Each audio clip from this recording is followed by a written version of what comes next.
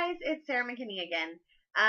So in one of my last videos, I talked about why I decided to be a stay-at-home mom instead of continuing teaching on top of being a mom. And so this video, I just kind of wanted to talk about some of the things that I have made. It's been hard for me in the transition, and I think some of the expectations that I set up for myself that really weren't realistic, but I felt like they were at the time.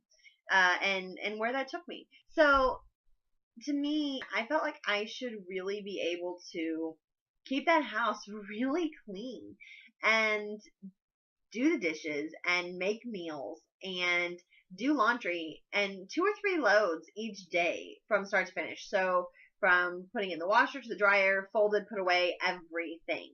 And doing all of that on top of taking care of a baby is really hard. And what I found was I already had some other things that were bringing me really down in life. I love my daughter and I love my husband, and they have been so wonderful to me.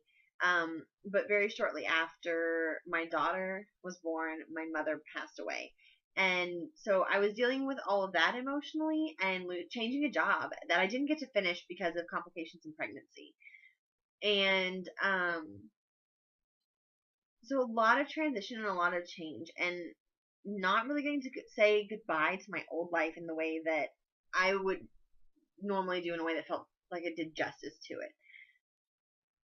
So I was dealing with all that, and then all of my goals that I set for myself, I wasn't able to accomplish. And so I felt like a failure. And no one was telling me I was a failure. My husband, my father, they have been so incredibly supportive, telling me all the time, like, oh wow, you're taking amazing care of your daughter. You know, Grace has such an attentive mother, and you're doing exactly what you should be doing, which is taking care of Grace. That's your number one thing to do. But I felt like it wasn't enough. And I felt like I wasn't enough. And it was all internal. It was all something from myself that I was putting into the actions of the people around me. So I've been working really hard to not only recognize when I'm doing that. So when something frustrates, like there were dishes in the sink when someone gets home from work, and there's a comment made. It's not a comment saying, how dare you not do the dishes? Why didn't you do them? But in my head, I'm going, oh my God, they're going, she's not good enough, and why can't she just do the stupid dishes? And they're not saying that. They're saying, oh, I'm home and I have to do some dishes too. Well, things must have been hectic. But as people, we don't say that out loud. We don't go, oh, wow, you know, I guess you were having a really rough day. And you understand it and accept it and move on. We just understand, accept, and move on, but we don't tell the other person. If that makes any sense. I don't know. So one of my big frustrations being a new stay-at-home mom and having a lot of change in my life here recently is that I've set some expectations really high for myself. I have set myself up for failure because I set my own expectations of what I should be able to accomplish every day to being something that's unrealistic. I'm learning how to be a new mom. I'm learning how to take care of my child, and every day what Grace needs changes. So there are some things that I can follow as a pattern every day, and there are some things that just change. And I'm learning, and it's new because she's learning, and it's new for her too, that she can't tell me that with words.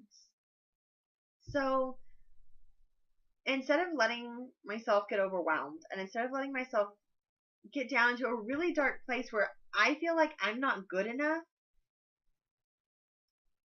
I have to make the change in how I see myself and how I address what's going on in my world so that I believe in myself again. And so that I can recognize that taking care of my daughter and doing what I can around the house when she's napping and I'm not so exhausted that I'm falling asleep too, that's important. Just like taking me time, playing my Assassin's Creed.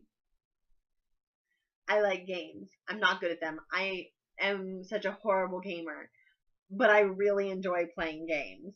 And I've even tried holding Grace in my lap and like giving her the non-working Xbox controllers so that I can play, and it doesn't work. She's killed me several times because hers doesn't light up, and she hits my button and just have a hard enough time with 3D games. And anyway, so yeah, um,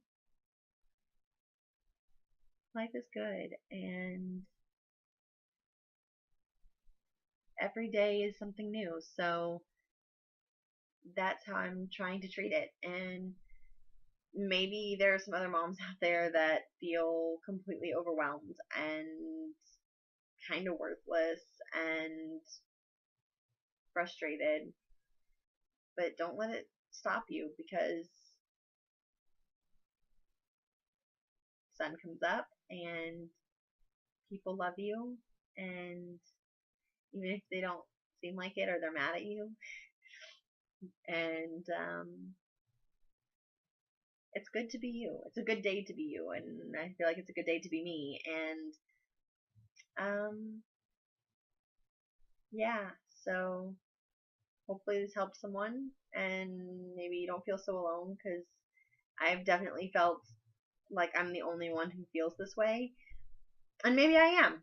And you know what? That's okay too, because I can move past it, and I can be a better mom, and I can be a better wife and a better daughter, and I want to be a better person. So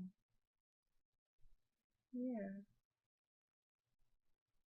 just a thought. Today I want to be the best me, and hopefully you can be the best you too. So someone woke up from her nap as I was finishing filming my last video, and I realized I didn't ask you to subscribe. So if you like what you see and you want to see some more, and maybe get to see a little more of Grace too, hit subscribe.